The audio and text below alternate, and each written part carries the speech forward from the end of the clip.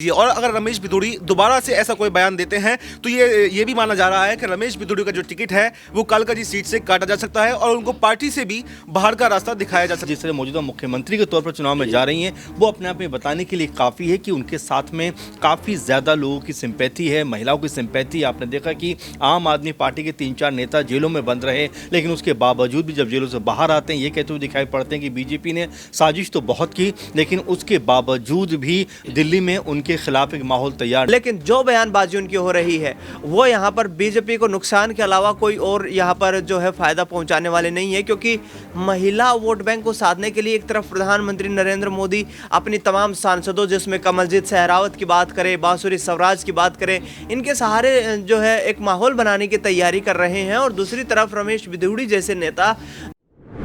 जहां दिल्ली में एक तरफ चुनाव आयोग आज चुनाव तारीखों का ऐलान कर देंगे, तो वहीं दूसरी तरफ दिल्ली में आतिशी बनाम रमेश भिदोड़ी देखने को मिल रहा है। जहां आतिशी दिल्ली की मौजूदा मुख्यमंत्री हैं और मुख्यमंत्री के तौर पर आतिशी को लेकर रमेश भिदोड़ी ने ऐसी आपत्तिजनक टिप्पणी की है जिसके बाद प्रेस कॉन्फ्रेंस के माध्यम से आतिशी रोती बिलखती हुई नजर आई। आतिशी को रोता हुआ देख भारतीय जनता पार्टी फौरन एक्शन में आई और भारतीय जनता पार्टी ने रमेश भिदोड़ी को एक बड़ी चेतावनी दे डाली। रमेश भिदोड़ी को हिदायत दी कि ऐसी टिप्पणियों से बचे। क्या भारतीय जनता पार्टी भी दिल्ली में बैकफुट पर आ गई है? क्या रमेश भिदोड़ी के एक बयान से भारतीय जनता पार्टी को डर लगने लगा कि दिल्ली का चुनाव बीजेपी के हाथों से ना निकल जाए? क्या भारतीय जनता पार्टी रमेश भिदोड़ी पर आने वाले वक्त पर क्या कोई बड़ा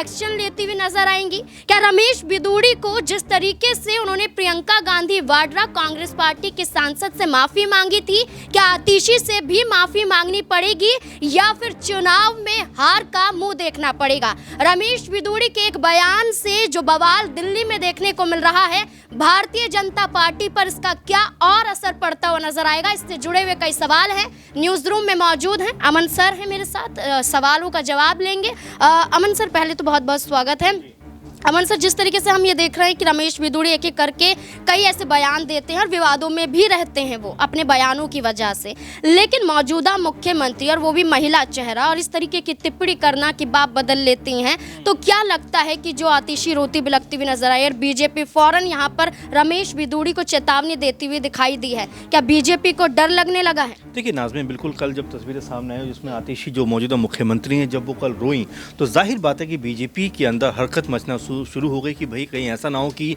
जिस तरह से आतिशी ने आकर आंसू बहाए हैं वो आंसू उनके लिए ख़तरनाक साबित हो जाएं। क्योंकि कहा भी जाता है कि एक भी आंसू खतरा है हुकूमत के लिए, तुमने देखा नहीं आंसुओं का समंदर होना। इस तरह से आतिशी ने जो बात कही है वो अपने आप में बताने के लिए काफ़ी है कि यहाँ पर जिस तरह से अगर हम देखें तो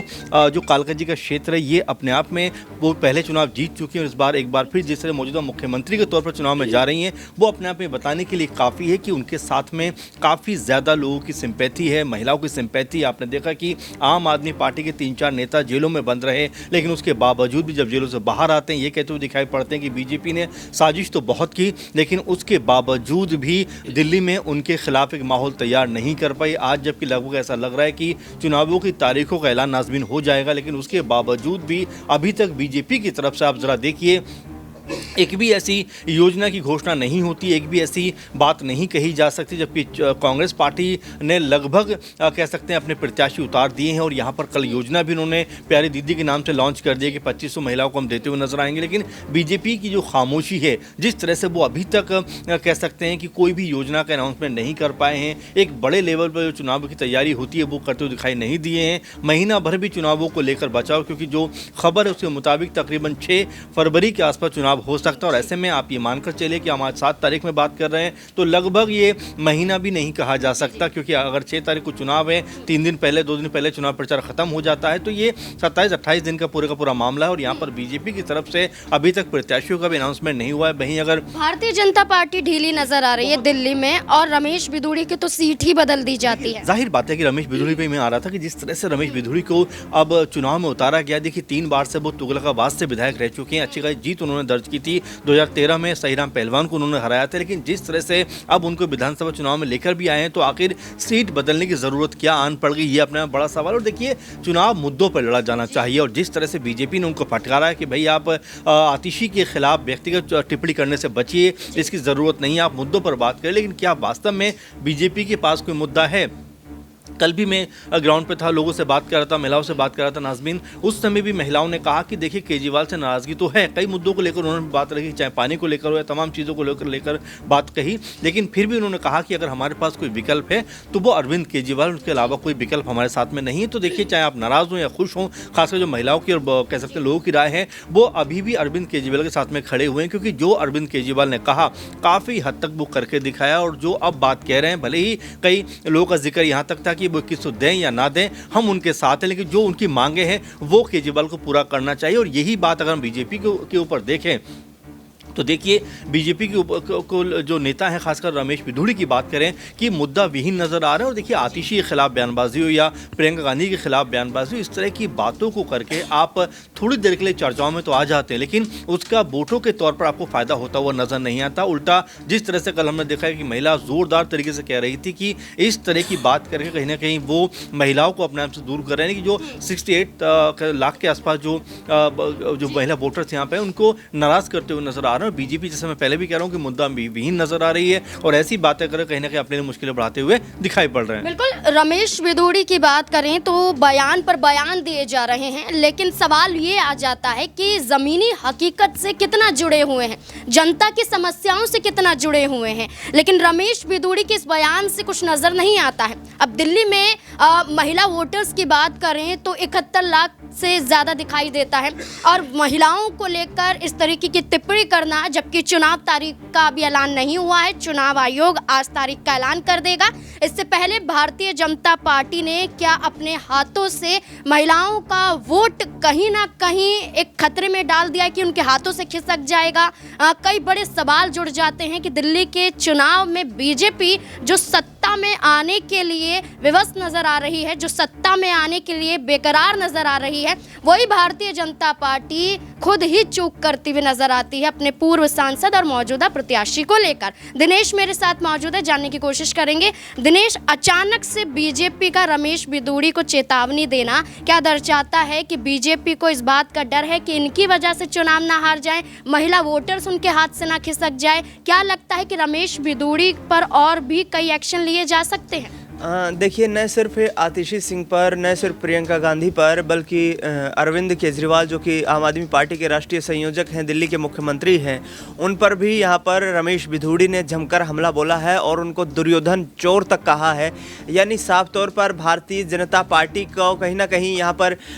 जो है एक माहौल बनाने की कोशिश कर रहे हैं रमेश बिधूड़ी। और जिस तरीके से, क्योंकि एक वरिष्ठ नेता है बीजेपी के, देखा जाए 3 बार विधायक रह चुके हैं, 2 बार सांसद रह चुके हैं, और कहीं ना कहीं अपने आप को यदि सरकार बनाने की पोजीशन में बीजेपी दिखाई दी तो फिर मुख्यमंत्री की रेस में भी अपने आप को जरूर देखते हुए नजर आते होंगे। लेकिन जो बयानबाजी उनकी हो रही है वो यहाँ पर बीजेपी को नुकसान के अलावा कोई और यहाँ पर जो है फायदा पहुँचाने वाले नहीं है, क्योंकि महिला वोट बैंक को साधने के लिए एक तरफ प्रधानमंत्री नरेंद्र मोदी अपनी तमाम सांसदों, जिसमें कमलजीत सहरावत की बात करें, बांसुरी स्वराज की बात करें, इनके सहारे जो है एक माहौल बनाने की तैयारी कर रहे हैं। और दूसरी तरफ रमेश बिधूड़ी जैसे नेता जो इस तरीके के बयान दे देते हैं जिससे विपक्षी दलों को एक ऐसा अच्छा मौका मिल जाता है कि उन पर जमकर निशाना साधा जाए और प्रधानमंत्री नरेंद्र मोदी को कटघरे में खड़ा किया जाए। तो मुझे नहीं लगता कि दिल्ली में जो रमेश बिधूड़ी के बयान है ये बीजेपी के लिए कोई अच्छे संकेत हैं, क्योंकि रमेश बिधूड़ी पहले भी इसी तरीके के विवादित बयानों को लेकर चर्चाओं में रहे हैं। और यहाँ पर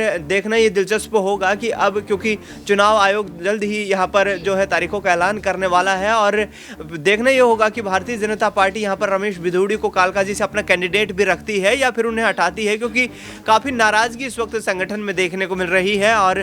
बीती रात यहाँ पर दिल्ली के जो प्रदेश अध्यक्ष है वीरेंद्र सचदेवा, उनसे भी मुलाकात रमेश बिधूड़ी ने यहाँ की है। तो जरूर कहीं ना कहीं अब ये संशय का माहौल उनके मन में जरूर बन रहा है कि कहीं भारतीय जनता पार्टी इस बयान के बाद उनकी टिकट काटती हुई नजर ना आए, क्योंकि दिल्ली में यदि डैमेज कंट्रोल करना है तो रमेश बिधूड़ी जैसे नेताओं की जुबान पर लगाम लगाना भारतीय जनता पार्टी के लिए अनिवार्य हो जाता है। जी बिल्कुल, बहुत ज़रूरी हो जाता है। जैसे कि राहुल गांधी जब संसद के बाहर बाबा साहेब अंबेडकर के अपमान के बाद एक प्रदर्शन करते हुए नजर आए थे और धक्का मुक्की में भारतीय जनता पार्टी के कई सांसद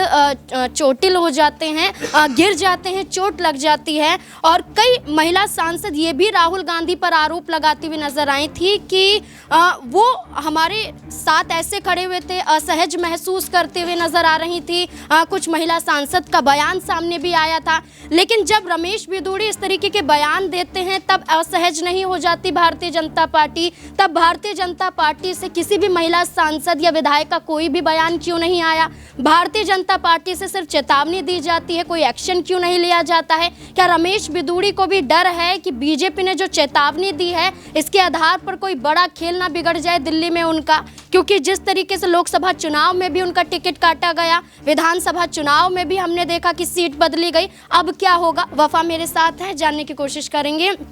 कि वो क्या सोचते हैं रमेश बिधूड़ी को लेकर। क्या कहना है आपका कि रमेश बिधूड़ी को भी डर है कि जो मैंने बयान दिया है इससे मेरे पर ही गाज ना गिर जाए, तो क्या अब वो बीजेपी के जरिए माफ़ी मांगते हुए भी नजर आएंगे आतिशी से? क्या लगता है? देखिए, बिल्कुल ऐसा संभावना हो सकता है कि ऐसा रमेश बिधूड़ी एक बार सबके सामने माफ़ी मांगते हुए नजर आए, क्योंकि जिस तरह से बीजेपी ने उनको फटकारा है, उनको फटकार लगाई है कि आप सीएम आतिशी पर या प्रियंका गांधी पर या किसी भी नेता पर व्यक्तिगत टिप्पणी जो है वो नहीं कर सकते हैं, क्योंकि बीजेपी जो है इस बयानबाजी को लेकर दिल्ली में घिरती हुई दिखाई दे रही है। क्योंकि चाहे कांग्रेस हो, चाहे आम आदमी पार्टी हो, सभी पार्टियों ने लगभग जो है बीजेपी पर हमला बोलना शुरू कर दिया है और बीजेपी चारों तरफ से यानी मैदान में आने से पहले ही पछड़ती हुई दिखाई दे रही है। तो इसको लेकर बीजेपी ने रमेश बिधूड़ी को जो है एक बयान भी उनसे कहा है कि आप माफी मांगिए, जल्द से जल्द माफी मांगिए और ऐसी बयानबाजी नहीं कीजिए। और अगर रमेश बिधूड़ी दोबारा से ऐसा कोई बयान देते हैं तो ये भी माना जा रहा है कि रमेश बिधूड़ी का जो टिकट है वो कालकाजी सीट से काटा जा सकता है और उनको पार्टी से भी बाहर का रास्ता दिखाया जा सकता है। लेकिन ये देखना काफी दिलचस्प होगा, क्या अभी क्या ये कह देना ज्यादा बेहतर है, क्योंकि रमेश बिधूड़ी ने पहले भी ऐसे बयान दिए हैं और अभी तक भी जो है उन पर कोई एक्शन जो है पार्टी की तरफ से नहीं लिया गया है। तो क्या ये पार्टी ही उन्होंने जानबूझकर ये बोला था या फिर गलती से उन्होंने ये बोला था, ये अभी तक क्लियर नहीं हो पाया है और पार्टी क्या आगे एक्शन लेगी ये देखना काफी दिलचस्प होगा। देखिए, बिल्कुल रमेश बिधूड़ी की बात करें तो कई ऐसे विवादित बयान उन्होंने दिए हैं और माफ़ी भी नहीं मांगी है, लेकिन जिस तरीके से बीजेपी ने अब खुली चेतावनी दी है, हिदायत दी है रमेश बिधूड़ी को लेकर, अगर देखा जाए तो ये कहा जा रहा है कि उन्हें अपने शब्दों पर कायम रखना पड़ेगा, उन्हें बोलने से पहले सोचना पड़ेगा और रमेश बिधूड़ी को ज़मीन से जुड़े हुए मुद्दों पर काम करना पड़ेगा, जनता से जुड़े हुए समस्याओं को लेकर निपटारा करना पड़ेगा, वरना रमेश बिधूड़ी के ये बयान ना सिर्फ उन पर भारी पड़ेंगे बल्कि भारतीय जनता पार्टी को भी नुकसान पहुंचाते हुए नजर आ सकते हैं। इस पूरे मुद्दे को लेकर अब आप क्या लगता है, अपनी राय कमेंट सेक्शन में जरूर दें। देखते रहें SPN9 न्यूज़। धन्यवाद।